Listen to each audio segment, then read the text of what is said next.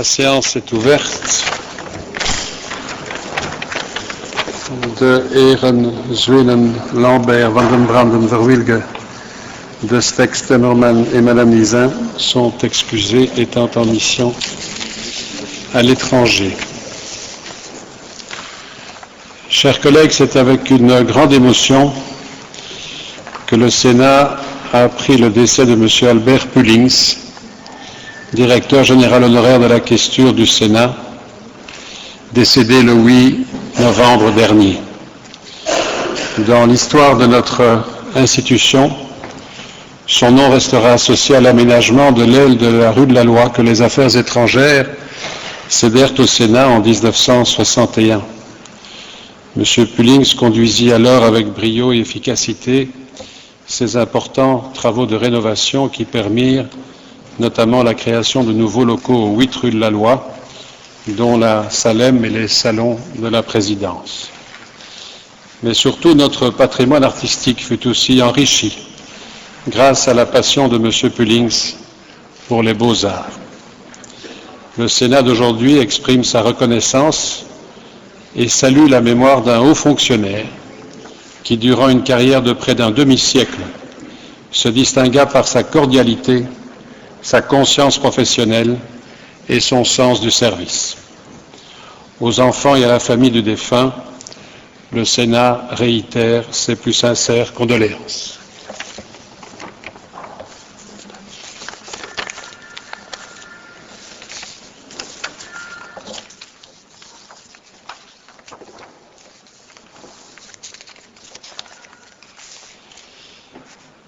Collega's, aan de orde is thans de bespreking over de in overwegingneming van voorstellen.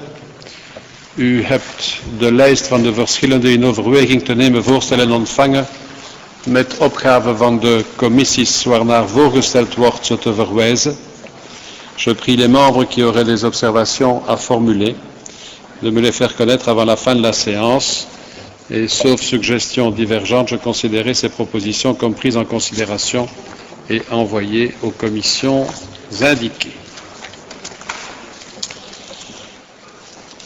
L'ordre du jour appelle le projet de loi portant assentiment à l'accord entre l'Union européenne, la Communauté européenne et la Confédération suisse sur l'association de la Confédération suisse à la mise en œuvre, à l'application et au développement de l'acquis de Schengen et à l'acte final fait à Luxembourg le 26 octobre 2004. De verslaggever is meneer Wille, die in het buitenland is, geloof ik.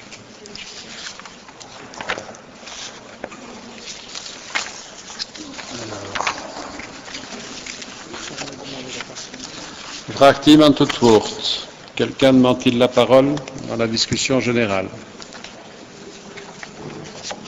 Personne? Parce que ça se trouve ça. Le projet compte 2 articles. Ils sont donc adoptés et nous voterons tout à l'heure. L'ordre du jour appelle maintenant, dans le cadre d'une procédure d'évocation, het wetsontwerp betreffende de sociale verkiezingen van het jaar 2008 en het wetsontwerp tot regeling van de gerechtelijke beroepen ingesteld in het kader van de procedure aangaande de sociale verkiezingen van het jaar 2008. Les rapporteurs sont Madame Vienne et Madame Durand. Madame Vienne, je vous donne volontiers la parole.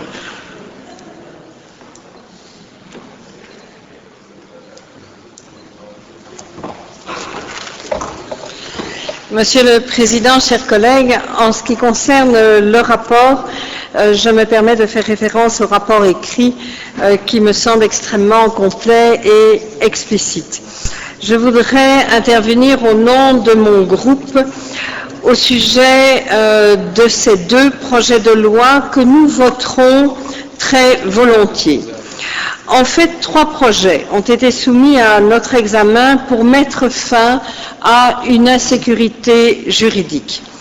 L'organisation des élections sociales est fixée par une loi de 1948. Elle prévoit la création d'un conseil d'entreprise à partir de 50 travailleurs. La disposition n'a jamais été exécutée. Les partenaires sociaux ont fixé le seuil d'une élection à l'autre. En 1979, ce seuil a été ramené à 100 travailleurs. Les arrêtés royaux qui, par le passé, ont réglé des élections n'ont jamais été soumis au Conseil d'État, ce qui a fini par poser de réels problèmes. Le Conseil d'État ne reconnaît évidemment comme fondement légal que la loi de 1948. Le premier projet de loi soumis à évocation prévoyait donc de modifier temporairement la loi de 1948 et de maintenir à 100 travailleurs le seuil pour les conseils d'entreprise pour les élections de mai 2008. Il faut bien le rappeler, notre pays est l'un des derniers à ne pas avoir trouvé de solution pour transposer une directive européenne visant à augmenter la représentation syndicale dans les petites entreprises. Nous avons, lors de la discussion du premier projet de loi, déploré le vaudeville politique auquel nous avons assisté ces derniers mois. Nous n'y reviendrons plus aujourd'hui.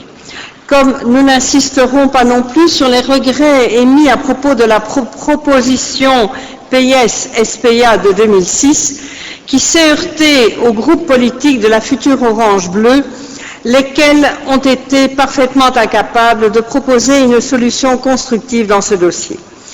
Le vote du premier projet étant acquis, une seconde étape s'impose et nous en débattons ce jour. En effet, pour que les élections sociales puissent avoir lieu en mai 2008, il importe non seulement d'en fixer la date et le seuil, mais aussi de définir la procédure électorale en termes réglementaires, ce qui constitue précisément l'objet des deux projets à l'examen. Au nom de la sécurité juridique générale, il est donc nécessaire que le législateur couvre cette procédure électorale.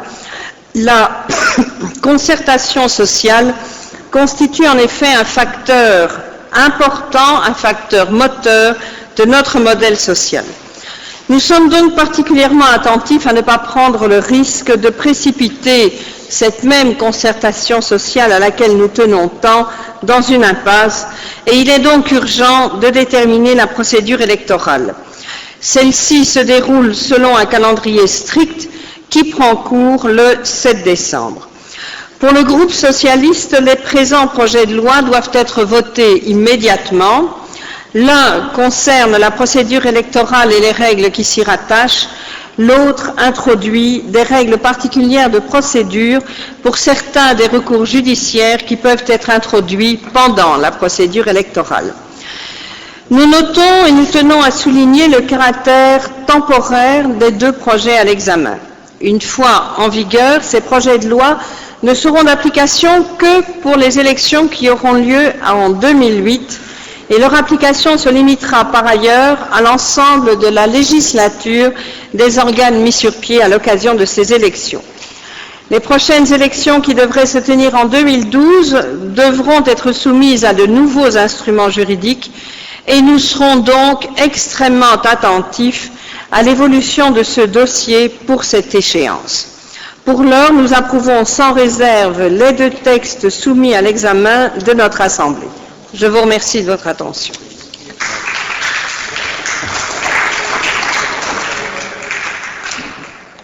Merci, Madame Vienne. Madame Durand.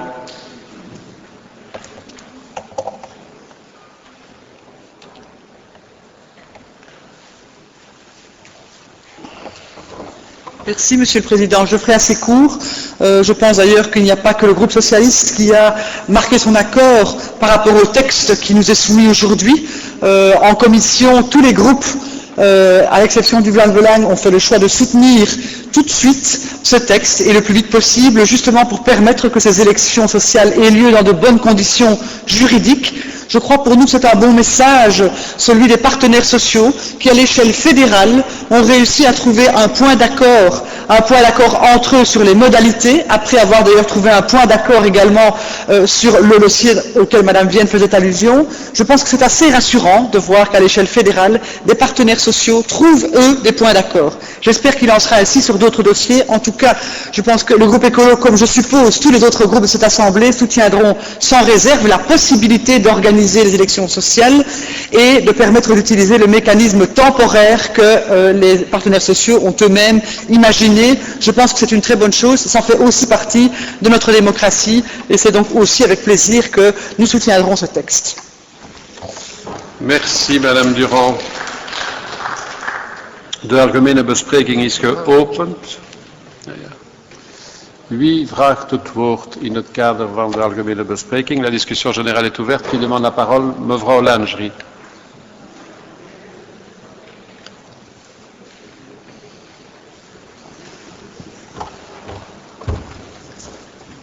Meneer de voorzitter, beste collega's, het staat nu vast, volgend jaar zijn er opnieuw verkiezingen.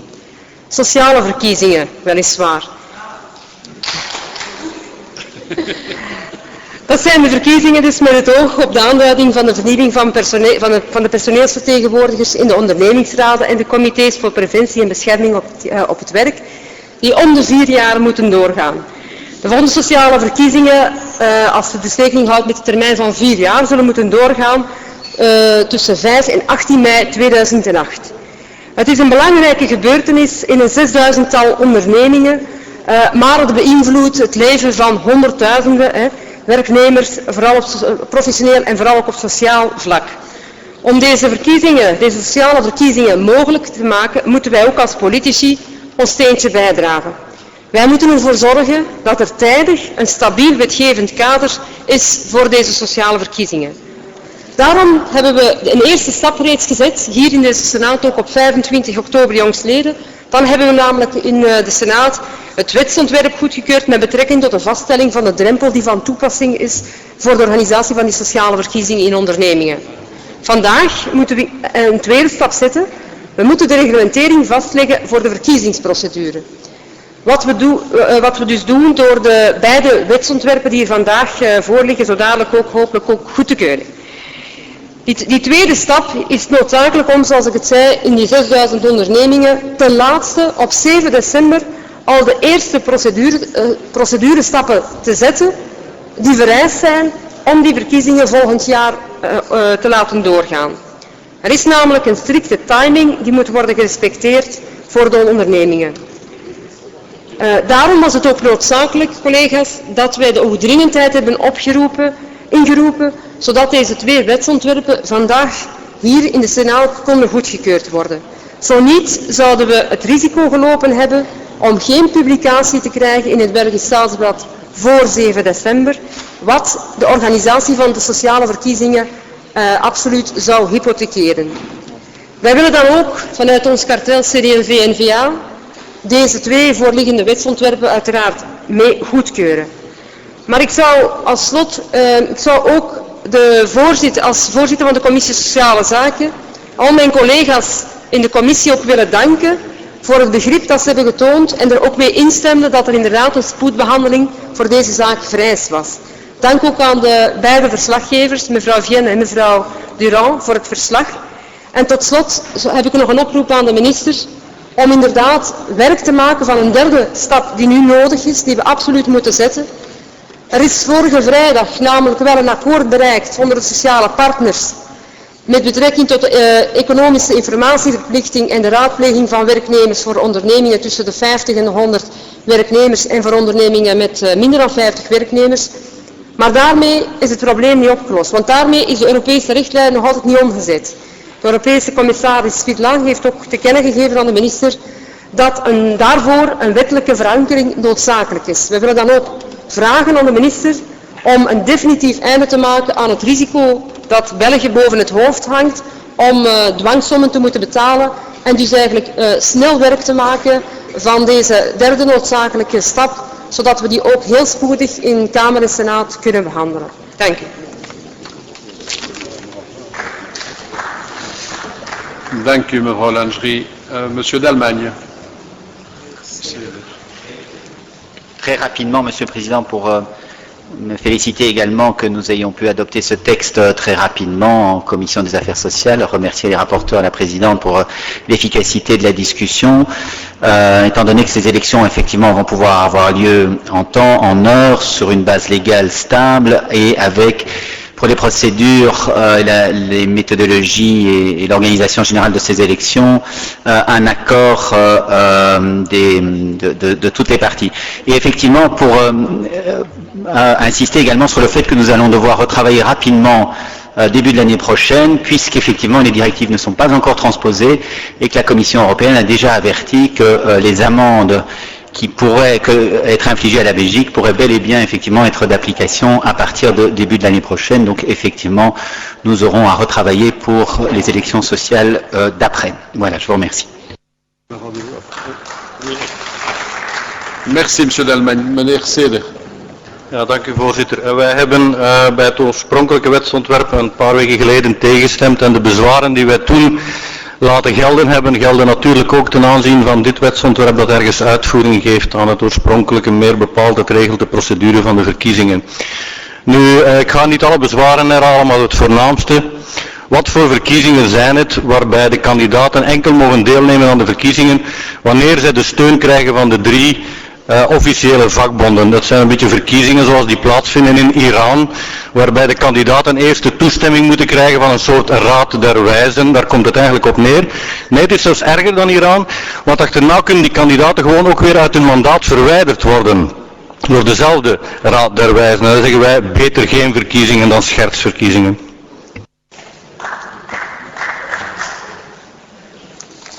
Dank u. Vraagt nog iemand het woord?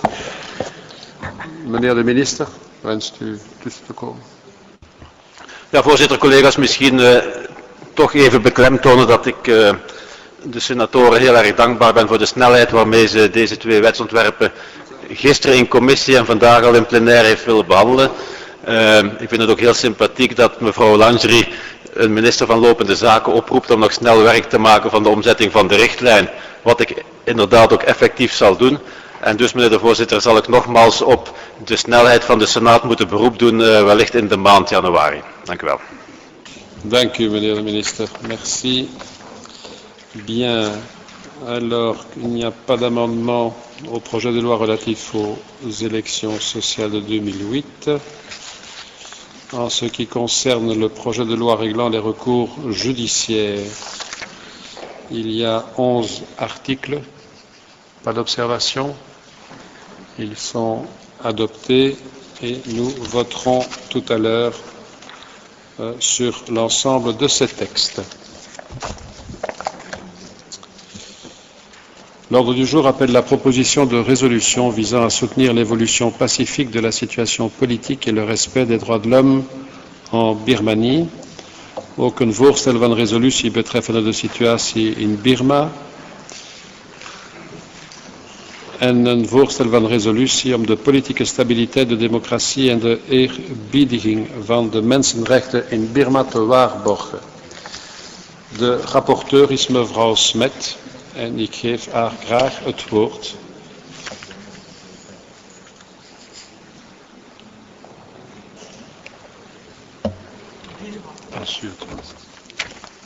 Dank u, meneer de voorzitter.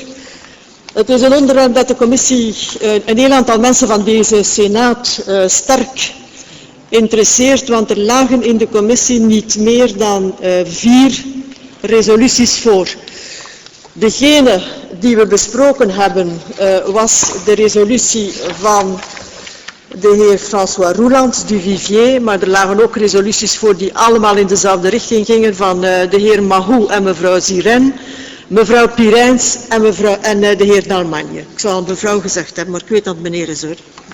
De heer D'Allemagne. Dus dat wil zeggen dat er in de commissie eigenlijk een vrij grote eensgezindheid was over het feit dat de Senaat een resolutie moet aannemen over dit onderwerp.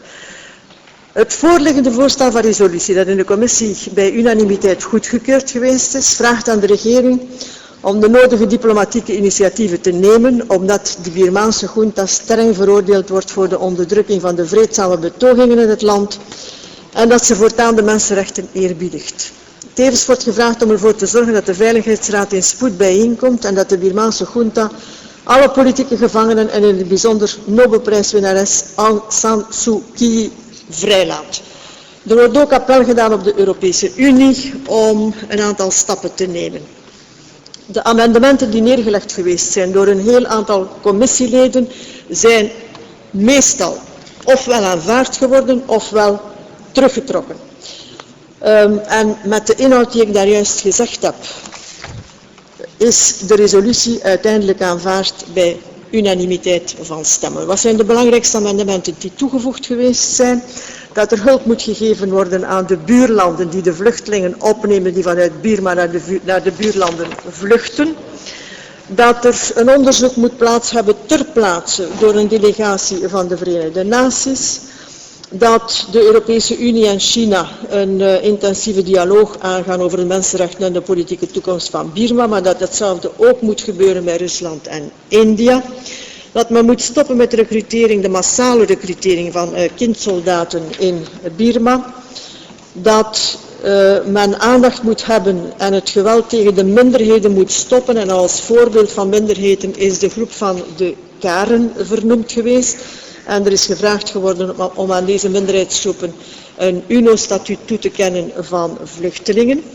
We hebben dan een lange discussie gehad over de economische sancties en ten aanzien van de sancties die nu al bestaan en die uitgevaardigd zijn door de Europese Unie, namelijk degene ten opzichte van hout en edelstenen, is er door de commissie aan toegevoegd geworden de sancties tegenover de uitvoer van petroleum. Voilà, ik denk dat dit de belangrijkste zaken zijn die wij in de commissie besproken hebben.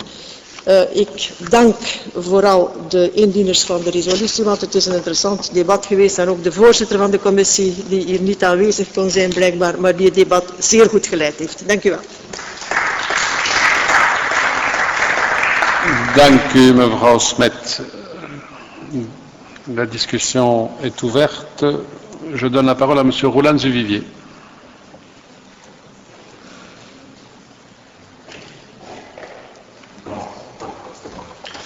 Merci, Monsieur le Président. Lorsque j'ai été le premier, je dirais chronologiquement, à déposer une proposition de résolution sur la situation en Birmanie, accompagné en cela d'ailleurs de nombreux collègues, j'avais l'espoir que cette résolution serait obsolète parce que la démocratie serait arrivée en Birmanie, ou du moins un processus menant à la démocratie.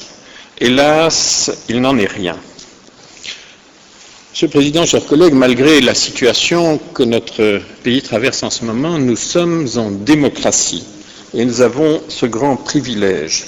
C'est un privilège qui prend toute sa dimension et qui, je dirais, revêt une acuité particulière à la suite de la mobilisation de plusieurs milliers de Birmans qui ont demandé le retour à la démocratie dans leur pays. Ce sont des hommes et des femmes qui ont bravé, au mépris de des risques encourus, la tyrannie des généraux de la junte militaire de Rangoon. La démocratie ne va pas de soi, elle est un combat de tous les jours et nous qui en bénéficions devons, et je crois que c'est l'esprit de la résolution, assurer ceux qui se battent pour elle de notre soutien et de notre aide. Nous devons envoyer un message clair à la junte militaire, à ses dirigeants et aux résistants. C'est l'objet de la résolution. Nous soutenons sans réserve un processus de démocratisation en Birmanie, un processus d'ouverture, un processus de dialogue politique, d'échange entre le pouvoir et la société civile pour amorcer cette transition pacifique qui est souhaitée vers un État de droit, la tenue d'élections, la libération des prisonniers politiques, la protection des minorités dans ce pays et le respect des droits et des libertés fondamentaux qui sont au cœur de toute construction démocratique. C'est donc notre devoir d'envoyer un signal ferme aux membres de la junte qui, lors des manifestations, s'est engagé dans une spirale de répression et alors que l'ensemble de la communauté internationale appelait à une issue pacifique et démocratique à la situation que nous avons connue. Le sang a coulé à Rangoon. Face à cette répression, le Conseil de sécurité des Nations Unies, l'Union européenne ont renforcé des sanctions ciblées qui ne doivent pas porter atteinte à la population et des sanctions qui doivent d'ailleurs être évaluées pour produire les effets escomptés. Alors, Monsieur le Président, chers collègues, moi je regrette profondément la logique des breaking news en matière de relations internationales qui prévaut souvent, et en particulier dans les médias. On ne parle déjà plus presque de la Birmanie dans la presse écrite et audiovisuelle. Les diplomaties sont déjà focalisées sur d'autres points du globe. Or, la situation dans ce pays n'évoluera pas sans une attention soutenue de nos diplomates. Ni la mobilisation internationale symbolisée par l'attribution du prix Nobel de la paix à Mme Aung San Suu Kyi, ni les sanctions imposées par les pays occidentaux depuis 1996, ni les appels répétés au pouvoir en place n'ont réussi, ni les appels répétés au dialogue n'ont réussi à infléchir le pouvoir en place, soutenu ou, je dirais à tout le moins, non contesté par une grande puissance voisine. Alors les manifestations qui ont eu lieu au mois de septembre et la répression de la junte au pouvoir appellent sans doute à une nouvelle stratégie. La politique menée jusqu'alors a montré ses limites et seule une stratégie vraisemblablement à plus long terme et l'utilisation de toute une palette d'actions pourront être efficaces. Le Conseil des droits de l'homme de l'ONU a adopté une résolution condamnant énergiquement la répression des opposants. Le Conseil de sécurité, et c'est le 11 octobre dernier, il y a un peu plus d'un mois, a voté une déclaration présidentielle. Il s'agit du premier texte adopté formellement sur cette question, la Chine et la Russie ne s'y étant pas opposées. L'envoyé spécial du secrétaire général des Nations Unies en Birmanie, M. Gambari, a déployé beaucoup d'efforts pour renouer les fils du dialogue dans le pays. Quant à l'Union européenne, elle s'est, engagée à renforcer les sanctions et à mettre en place des nouvelles mesures, ce qu'on a appelé le paquet, adopté le 15 octobre dernier, qui constitue une réponse claire, une réponse ferme de l'Union européenne au comportement inacceptable de la junte birmane, sanctions qui devront être évaluées, renforcées, si nécessaire. L'évolution politique de la Birmanie requiert donc une pression constante de la part de la communauté internationale. Sans ça, il n'y aura pas de dialogue avec la junte militaire et les représentants de l'opposition, et ce dialogue ne débouchera pas sur ce que nous souhaitons, c'est-à-dire un processus d'ouverture du régime. Il faut donc continuer à faire pression sur les dirigeants de la junte pour que le pouvoir retourne aux politiques dans ce pays. Il est grand temps, en effet, qu'un tel processus de réconciliation nationale et de réforme s'engage en Birmanie par la voie du dialogue entre les autorités birmanes et une opposition libre de ses mouvements et de sa parole. Nous savons que lors des dernières semaines, des arrestations arbitraires se sont poursuivies en Birmanie. Et cela en dépit d'assurances données par le Premier ministre auprès du représentant spécial de l'ONU, Ibrahim Gambari. De nombreux prisonniers sont encore derrière les barreaux. Quel est le sort des manifestants appréhendés au cours des manifestations récentes et dont on demeure sans nouvelles? Les organismes d'aide humanitaire bénéficient-ils de la liberté, bénéficient-ils d'aide humanitaire, bénéficient-ils de la liberté nécessaire pour porter secours aux personnes qui ont besoin d'assistance dans tout le pays? Je pense que nos diplomates ont vraiment le devoir impérieux, me semble-t-il, de poser ces questions et singulièrement nos diplomates sur place. Le processus de dialogue paraît être engagé, même s'il est fragile, s'il est réversible. Les images de Mme Aung San Suu Kyi rencontrant les responsables de son parti constituent les premiers pas intéressants vers un processus de décrispation. La balle est désormais dans le camp des autorités birmanes qui doivent répondre à cette main tendue en levant les restrictions qui pèsent encore sur la liberté de mouvement de Mme Aung San Suu Kyi. Il existe désormais l'espoir qu'un dialogue digne de ce nom et soumis à un calendrier puisse s'engager le plus rapidement possible. Un ministre chargé de faire la liaison avec la célèbre opposante a été nommé, l'a vu 2 fois. C'est déjà une évolution. Mais nous sommes tous conscients qu'au-delà des efforts de l'Union européenne et de l'ONU, l'acteur clé dans ce dossier que je n'ai pas nommé au début de mon intervention, mais tout le monde se rend bien compte de qui il s'agit, c'est la Chine. L'ouverture chinoise reste limitée, mais bien réelle. La Chine reste le principal soutien du régime birman. Et c'est le pays dont les choix pèseront de manière décisive sur l'évolution de la situation en Birmanie.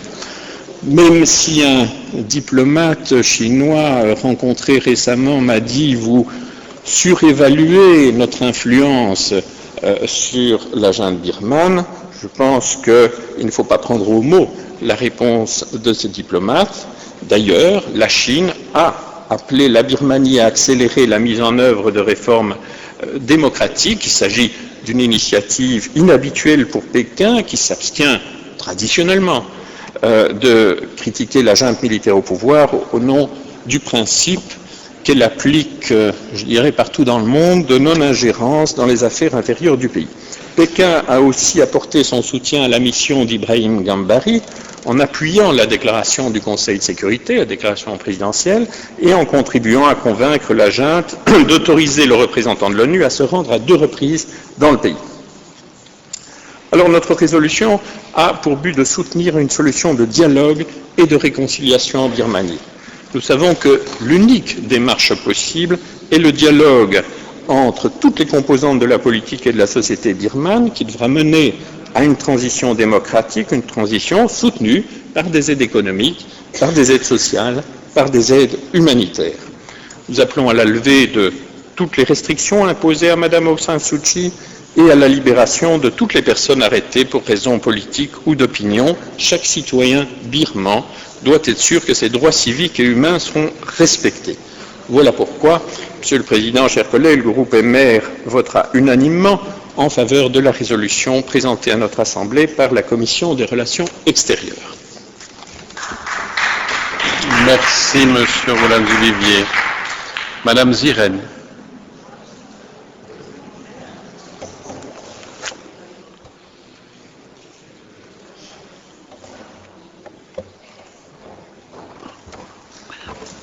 Merci, Monsieur le Président. Il est un peu difficile d'intervenir après tout ce que mes collègues ont déjà dit et qui explique vraiment l'ensemble de la situation en Birmanie. Quoi qu'il en soit, je crois qu'il est important de continuer à dresser le tableau de la situation telle qu'elle s'est déroulée ces dernières semaines. En effet, les événements et les manifestations en Birmanie de cet été, lesquels ont émaillé la feinte normalité prévalant jusqu'alors en Birmanie, n'ont pas manqué de susciter des sentiments partagés auprès de tous ceux qui se réclament défenseurs des droits humains et démocrates. Sentiments partagés car empreints d'espoir, de sollicitude et de soutien à un mouvement populaire qui, profitant des protestations initiales et somme toute légitimes, contre la hausse des prix de produits de première nécessité, a progressivement politisé ses revendications au point de faire vaciller le pouvoir dictatorial de la junte militaire en place. Face à cette revendication légitime d'une population en totale situation de souffrance, inquiète des perspectives proposées, devant l'indifférence du gouvernement, la réponse des autorités a été la répression violente, acharnée, de manifestations qui, elles, étaient dignes et pacifiques. Ces manifestations étaient menées par des dizaines de milliers de personnes réclamant l'engagement d'un processus de réforme par les autorités politiques du Myanmar.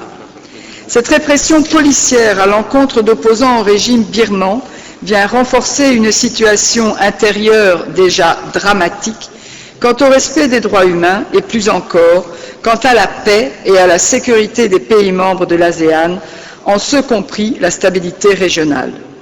Nul aujourd'hui ne peut prétendre ne pas savoir ce qui se passe en Birmanie.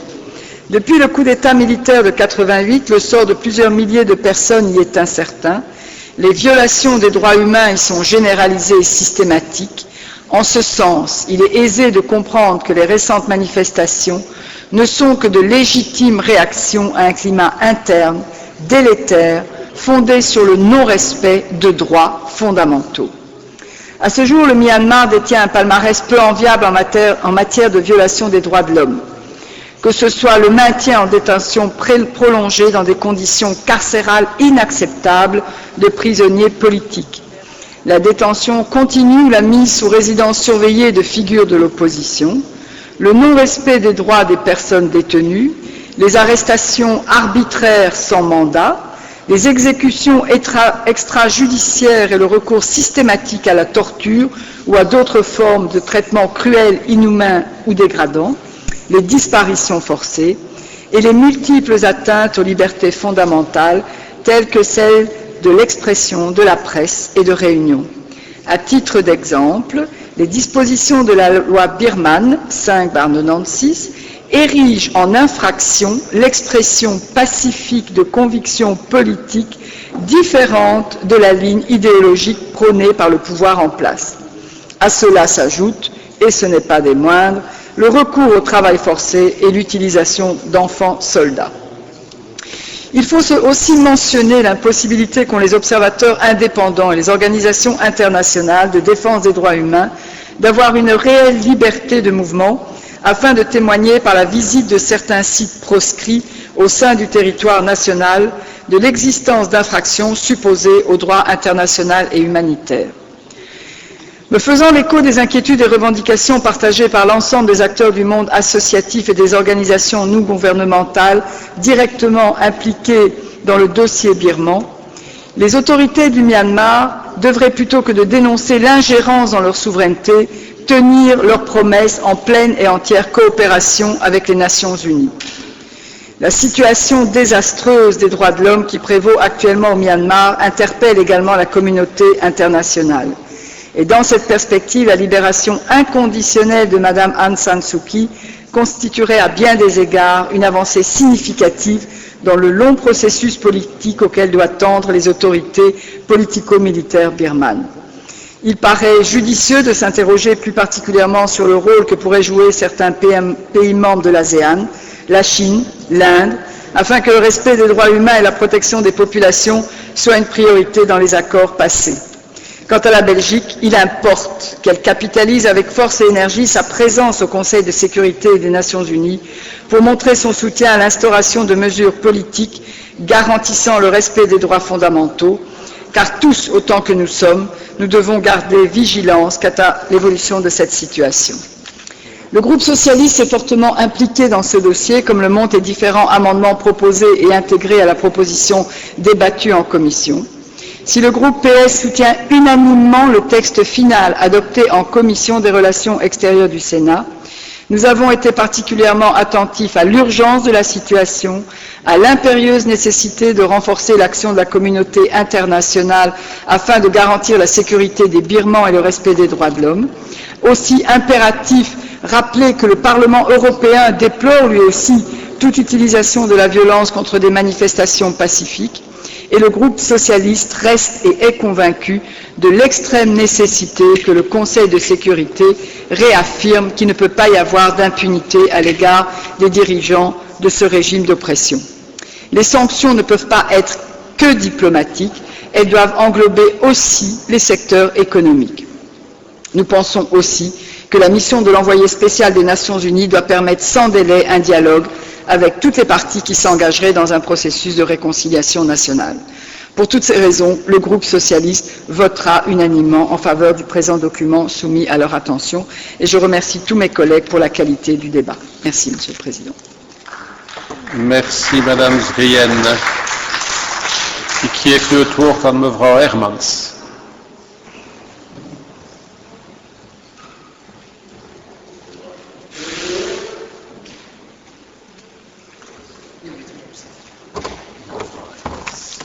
Dank u wel, meneer de voorzitter, waarde collega's.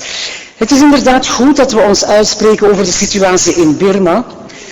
Misschien is het zelfs nog meer nodig nu dit land niet meer meteen in het middelpunt van de belangstelling staat. Vandaar dat ik mijn collega's indieners bijzonder dankbaar ben dat het voorstel vandaag hier ter stemming ligt. Want de mediastorm is een beetje gaan liggen. Laat ons eerlijk zijn. We moeten in de kranten al heel ver zoeken over nieuws naar Myanmar of Birma. De grote betogingen zijn achter de rug, maar in Birma helaas is nog steeds hetzelfde regime aan de macht en ziet de bevolking nog evenveel af. We mogen niet toelaten dat de generaalse druk van de internationale gemeenschap voelen verslappen. En we zijn bijzonder tevreden met de resolutie zoals het er nu uiteindelijk uitziet. Ten eerste omdat ze, zoals gezegd, een signaal is vanwege de Senaat dat België zich moet engageren in de kwestie. En ten tweede omdat we er voluit voor kiezen, voor het multilateralisme.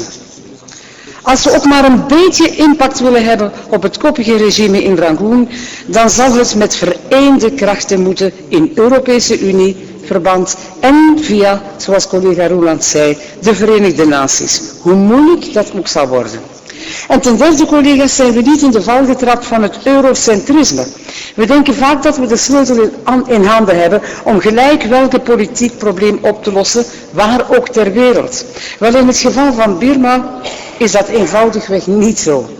We zijn eraan gewoon met de Europese Unie als sterkste economische blok ter wereld dat dreigen met economische sancties genoeg is om regimes toegevingen te laten doen. Wie de belangrijkste handelspartners van Birma kent, weet dat landen uit de regio er dienst van uitmaken. Thailand, India en China. En we weten allemaal dat tenminste één van die landen, de Chinese Volksrepubliek, onze wens om tot democratie te komen in Birma absoluut niet deelt. En daarom is het goed dat we in de resolutie vragen dat de Europese Unie strafmaatregelen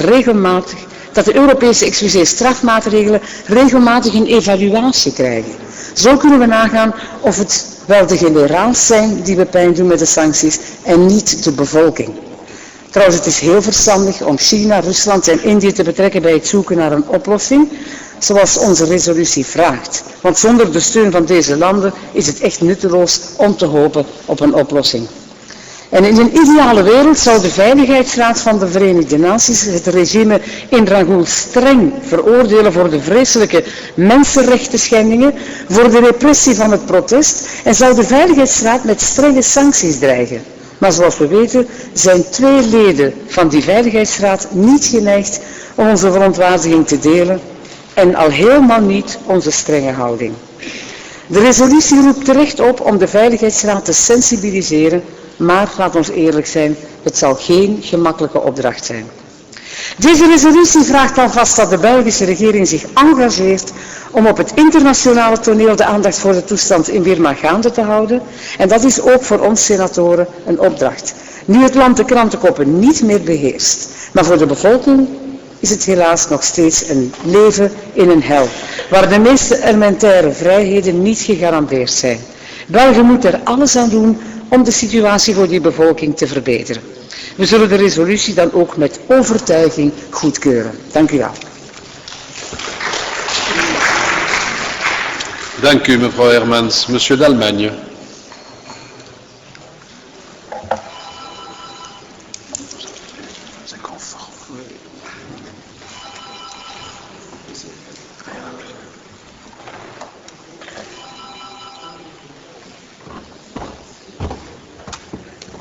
Merci Monsieur le Président, merci chers collègues. D'abord une petite anecdote. Je crois qu'on devrait arrêter d'appeler la Birmanie Myanmar, parce que je ne sais pas si vous savez quelle est l'origine de ce nouveau nom. C'est en réalité le page, l'astrologue de la junte actuelle, qui a un jour trouvé que la Birmanie pourrait être rayée de la carte. Et donc il a suggéré, pour que la Birmanie ne soit pas rayée de la carte, de changer le nom. Et du même coup, il a rayé le mot de la carte, mais donc je pense qu'il faudrait effectivement ne pas en revenir à l'idée effectivement d'appeler la Birmanie Burma en anglais, Birmanie en français, comme le fait d'ailleurs très justement notre résolution, et tenter d'éviter le terme utilisé par la junte. Alors, chers collègues, Monsieur le Président, quelles sont les vertus de la résolution que nous vous proposons d'adopter aujourd'hui? Elle rappelle d'abord qu'il ne faut pas baisser la garde et mollir la pression face à l'une des pires dictatures de ce début de siècle. On sait la junte indifférente au sort de son peuple, elle n'hésite pas à écraser dans le sang les protestations pacifiques des moines bouddhistes, à violer les lieux de culte, à procéder à des arrestations massives, à utiliser la torture, à faire disparaître des centaines d'opposants. Mais la junte au pouvoir n'aime pas qu'on touche à ses intérêts, à l'argent notamment que lui procure le commerce des ressources naturelles de la Birmanie. Le régime des sanctions qu'il faut en général manipuler avec beaucoup de prudence parce qu'il peut entraîner une dégradation de la situation sociale et économique des populations s'avère, dans le cas de la Birmanie, particulièrement utile et nous l'espérons efficace. Il faut d'abord rappeler que ces sanctions sont réclamées par l'opposition démocratique, en particulier par Mme Aung San Suu Kyi, qui demande l'interdiction du commerce du bois, des pierres précieuses, du pétrole et du gaz notamment. Pourquoi fait-elle cette demande? Parce qu'elle sait, et nous savons tous, que les revenus tirés de l'exploitation des forêts et du sous-sol birman sont répartis entre les tenants du pouvoir sans bénéfice réel pour la population. Parce que nous savons aussi que l'extraction de certaines ressources, comme le pétrole, fait l'objet de travail forcé. Parce que l'exploitation du bois se fait au mépris de la vie, des communautés locales, du développement durable et de la protection des forêts et de la biodiversité. Parce que l'exploitation des pierres précieuses, il y avait des articles encore récents à ce sujet, se fait en payant les ouvriers en opium et en héroïne. Comme le rappelle la position commune du Conseil de l'Union européenne du 19 novembre dernier, l'interdiction des investissements en Birmanie et des importations en Europe des produits birmans vise des secteurs qui ciblent spécifiquement les sources de revenus du régime et ceux où les violations des droits de l'homme sont monnaie courante. C'est pour cette raison que nous approuvons l'extension du régime de sanctions adopté par le Conseil Affaires Générales. Cependant, il y a, je dirais, un petit bémol, ou plutôt deux bémols, dans les dispositions qui sont prises actuellement au niveau européen, et ces bémols sont relevés par notre résolution. D'abord, les nouvelles décisions du Conseil de l'Union ne sont pas encore d'application. Il faut donc que l'Union européenne se hâte de mettre en œuvre ses propres décisions et de ne pas laisser croire à la dictature birmane qu'entre les décisions et l'application de ces décisions, il pourrait y avoir de la marge. Ensuite, assez curieusement, les nouvelles mesures du Conseil ne disent rien sur le commerce des produits pétroliers et gaziers. Enfin, curieusement, entendons-nous, on sait pourtant que les conditions de cette exploitation sont particulièrement choquantes. Travail forcé, population déplacée, profits confisqués par la junte et certains groupes pétroliers. Nous demandons tout à fait logiquement que les investissements en Birmanie, sur base des principes d'ailleurs énoncés par le Conseil de l'Union européenne, et les importations en Europe qui concernent le gaz et le pétrole fassent également l'objet de mesures restrictives, comme le réclame Mme Aung San Suu Kyi au niveau européen. Il n'y a en effet aucune logique à interdire le commerce des pierres précieuses et semi-précieuses, ainsi que le commerce du bois, et dans le même temps à continuer à autoriser sans restriction les investissements en Birmanie et les exportations vers l'Europe des hydrocarbures, sauf à admettre que les profits alors de certaines entreprises multinationales passent avant les libertés et les droits de la population birmane. Il faut pouvoir adopter, chers collègues, des sanctions, même lorsque cela fait mal. De toute façon, je dois vous dire, je suis persuadé que rien que l'annonce de l'adoption de mesures restrictives dans ce domaine des produits pétroliers et gaziers, sans même parler de leur début d'application effective, augmenterait considérablement la volonté de la junte de négocier rapidement un accord avec l'opposition sur base des revendications de cette opposition. Le groupe CDH se réjouit aujourd'hui aussi que la résolution demande au gouvernement de réclamer auprès du Conseil de sécurité l'envoi d'une mission d'enquête pour faire la lumière sur les événements de septembre dernier. Il est essentiel, en effet, que l'on sache vraiment l'étendue des crimes commis lors de la répression sanglante des manifestations pacifiques de Rangoon et des autres villes de Birmanie, qu'on précise les responsabilités, qu'on identifie les victimes et les coupables, qu'on connaisse le sort réservé aux milliers de personnes enlevées et dont on reste sans nouvelles. Les arrestations se poursuivent en Birmanie. Les violences n'ont pas cessé. Des milliers de prisonniers d'opinion croupissent en prison. Les moines arrêtés n'ont pas été libérés. Et la junte a envoyé à leur place, dans les pagodes, ses propres espions. L'envoi d'une mission d'enquête permettrait aussi de dissuader le gouvernement de poursuivre cette politique de répression. Louise Arbour, commissaire aux droits de l'homme, a demandé le 2 octobre dernier que le gouvernement de la Birmanie fournisse des informations précises et vérifiables sur le nombre de personnes tuées ou blessées, ainsi que sur les circonstances et conditions de détention de ceux qui avaient été arrêtés. Elle a aussi demandé l'accès des organisations humanitaires aux détenus. Lors de la visite d'Ibrahim Gambari, au mois de novembre, le gouvernement a assuré qu'il relâcherait des détenus et qu'il mettrait fin aux arrestations. Dans ce contexte, il a même accepté le principe de permettre au CICR de rencontrer les prisonniers. Le gouvernement a également accepté de recevoir le rapporteur spécial des Nations Unies sur la situation des droits de l'homme en Birmanie, M. Paolo Pinheiro. Cela dit, dans le même temps, les violations des droits de l'homme ont constamment été signalées par les organisations internationales et les organisations non gouvernementales sans aucun signe d'évolution positive de la part de la junte.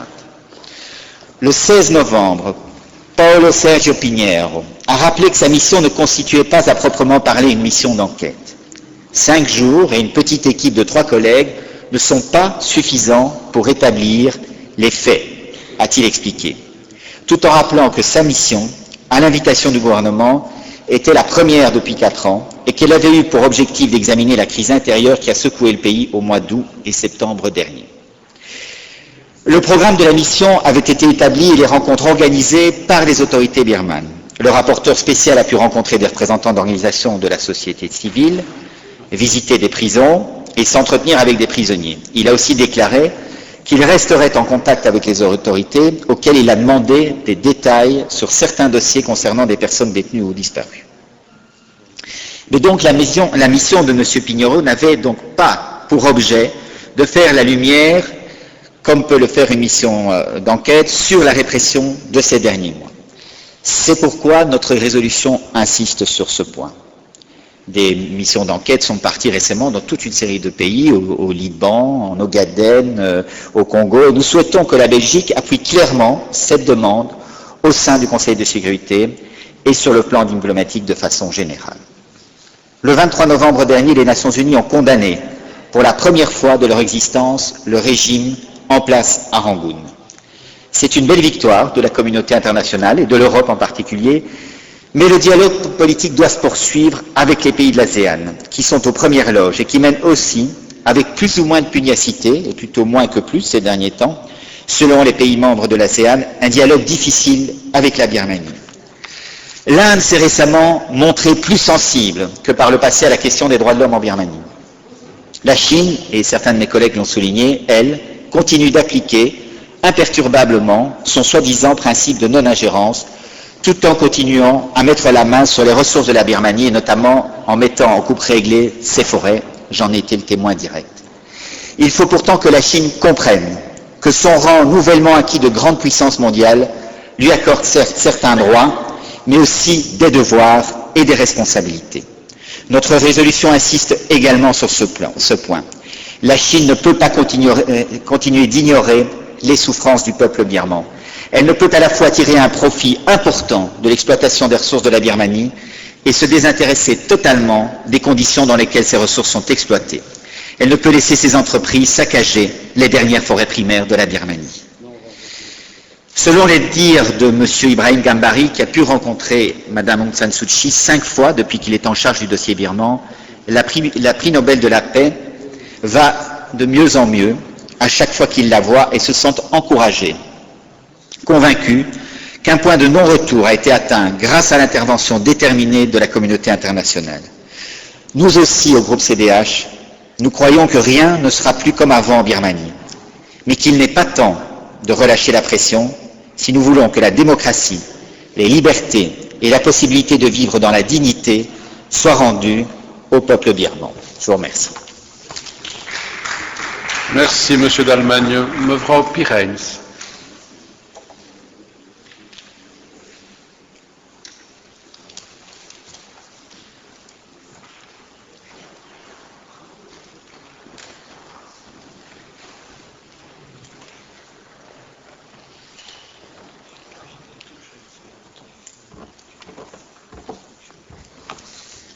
Dank u wel, voorzitter. Collega's, ik zal vandaag het woord nemen namens de Groen-fractie, maar ook namens de Ecolo-fractie, aangezien onze collega, de heer Dubié, die die de situatie in Birma zeer nauw aan het hart ligt en in de commissie daar ook uitgebreid op tussengekomen is, op dit moment in China is. Ik ben ervan overtuigd dat hij in China de nodige gesprekken zal voeren over de houding van China in dit dossier, maar hij is hier dus vandaag verontschuldigd. Nu collega's, ik wil de ongerustheid van zowel de Groen-fractie als de Ecolo-fractie over de politieke en de humanitaire situatie in Birma vandaag ook uitspreken. En ik ben blij met de ongerustheid die blijkbaar over alle fracties in deze Senaat heerst. Ik denk dat de massale vreedzame protestbeweging die sinds de demonstraties op 19 augustus in Rangoon en in enkele andere steden op gang gekomen is en waarvan de duizenden boeddhistische monniken het symbool zijn geworden, dat de manier waarop deze vreselijk brutaal werden neergeslagen door de ordentroepen van de junta daar ons terecht beroert. De vele doden die daar gevallen zijn en de nog steeds duizenden in zeer onduidelijke omstandigheden gearresteerde monniken en burgers zijn daarvan het gevolg. Nu, de bezorgdheid over alle fracties heen is met andere woorden zeer terecht en ik denk dat er al veel over gezegd is. Ik wil dan ook niet te veel in herhaling vallen. Maar ik denk dat het belangrijk is om vanuit deze Senaat een duidelijk en een zo breed mogelijk gedragen signaal te geven. Een signaal dat we vanzelfsprekend geven aan het militaire regime in Birma, maar dat we ook moeten geven aan onze eigen Belgische regering, aan de Europese Unie en aan de VN.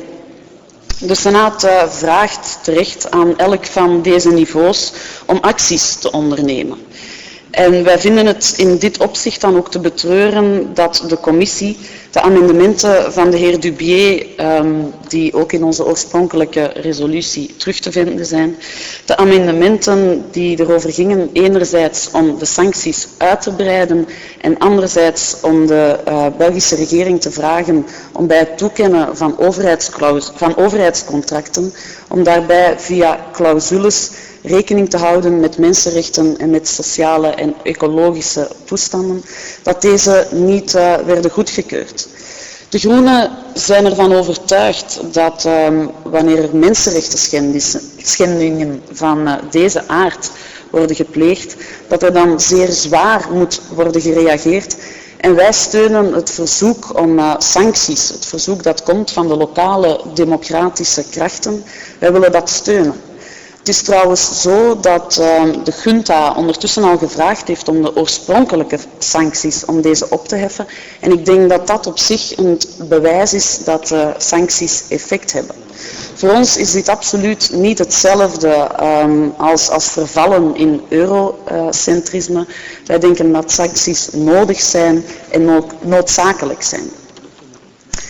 Ik denk dan ook dat het engagement vragen van een Belgische regering om stappen te ondernemen naar de Europese Unie, naar de VN, dat dit nodig is, absoluut nodig is, maar dat het onvoldoende is. Ik denk dat de rechtstreekse invloed hiervan op het militaire regime is en blijft onzeker, getuige daarvan hoe lang de situatie nu al aansleept. Collega's, ondanks mijn opmerkingen en ondanks het feit dat ik het betreur dat deze twee amendementen niet werden opgenomen, zal de Groen en de Ecolo-fractie de resolutie wel absoluut goedkeuren. Wij vinden het belangrijk dat het signaal dat vanuit de Senaat komt zo liefst unaniem wordt gegeven, liefst met zoveel mogelijk wordt gegeven. We zullen het goedkeuren, maar we kijken tegelijkertijd wel uit naar de discussie die gisteren op gang is getrokken in een andere commissie. De discussie die begonnen is, waarbij gevraagd wordt aan Delcredere om bij overheidsopdrachten ook ethische en leefmilieuclausules in te schrijven. Volgens ons zijn dit soort van clausules, zoals gezegd, geen sancties, maar het is wel de enige manier om te stoppen met investeringen in landen die mensenrechten niet respecteren. Dank u wel.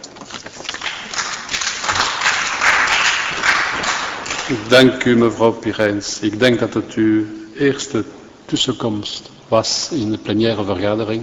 Ik zou u dus willen feliciteren voor uw medespeech. Vraagt nog iemand het woord? Quelqu'un demande-t-il la parole dans la discussion générale? Si ce n'est pas le cas, la discussion est close et nous procéderons plus tard au vote nominatif sur l'ensemble de ce texte. Alors, il nous reste la question de la commission spéciale du suivi des missions à l'étranger. Het bureau stelt voor de duur van deze zittingsperiode een bijzondere commissie voor de opvolging van buitenlandse missies op te richten. La commission compterait 8 membres, un membre par groupe politique représenté au bureau. Dans la commission, la règle de la stricte confidentialité sera d'application et cette obligation figurera dans son règlement d'ordre intérieur. Geen bezwaar. Il en sera donc ainsi. J'ai reçu à ce jour les candidatures suivantes pour cette commission. Pour de CDNV-NVA, meneer Beke. Le MR n'a pas encore communiqué son représentant. Open VLD, meneer Jean-Jacques de Gucht. Vlaams Belang, meneer Seder. PS, monsieur Mahou. SPA Spirit, mevrouw Temmerman. CDH, monsieur d'Allemagne. Écolo, monsieur Dubier. Je déclare ces candidats nommés comme membres de la commission spéciale. Et puis je demandais au groupe politique qui n'a pas encore désigné un candidat de me le faire connaître le plus rapidement possible. Bien, chers amis, chers collègues, la séance de vote est prévue à 5 heures. Je vais donc suspendre la séance. De zitting wordt geschorst tot 5 uur, tot 17 uur.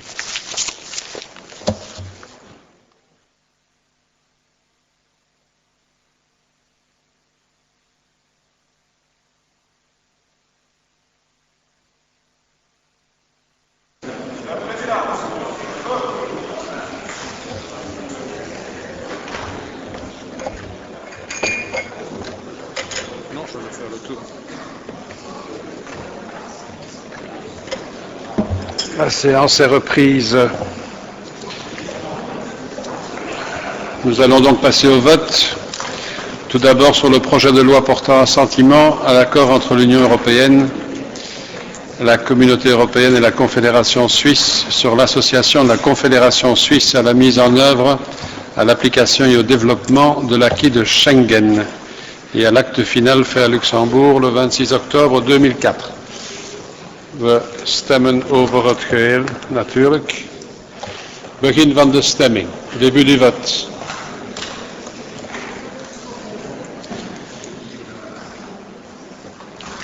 Heeft iedereen gestemd? Tout le monde a-t-il voté?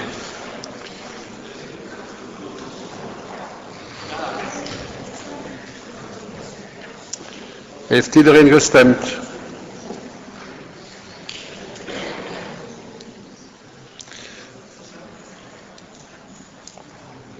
Tout le monde a-t-il voté? Fin du vote.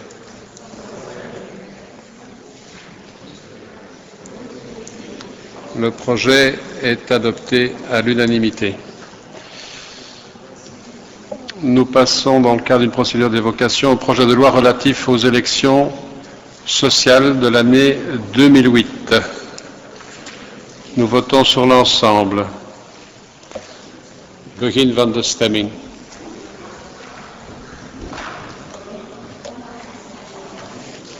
Heeft iedereen gestemd?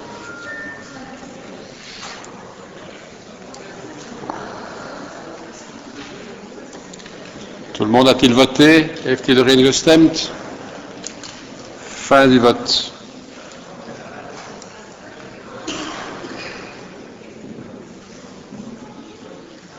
...46 leden hebben ja gestemd, 8 hebben nee gestemd. Het wetsontwerp is dus aangenomen. De Senaat heeft de wetsontwerp ongewijzigd aangenomen. Het zal aan de Kamer van Volksvertegenwoordigers worden overgezonden met het oog op de bekrachtiging door de koning. Wetsontwerp tot regeling van de gerechtelijke beroepen, ingesteld in het kader van de procedure aangaande de sociale verkiezingen van het jaar 2008. We stemmen over het geheel. Nous votons sur l'ensemble. Début du vote. Begin van de stemming.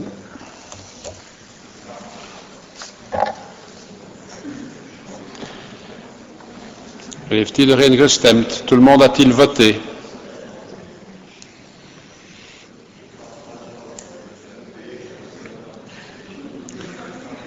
Fin du vote.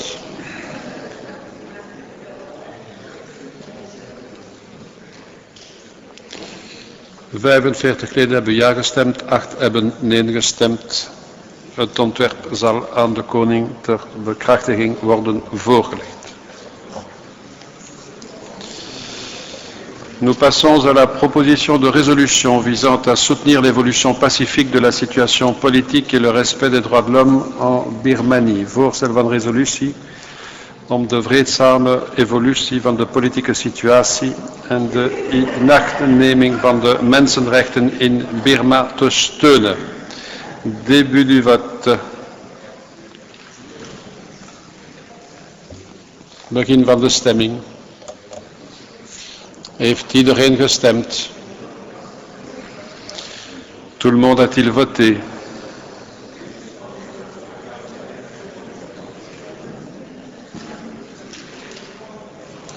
Fin du vote.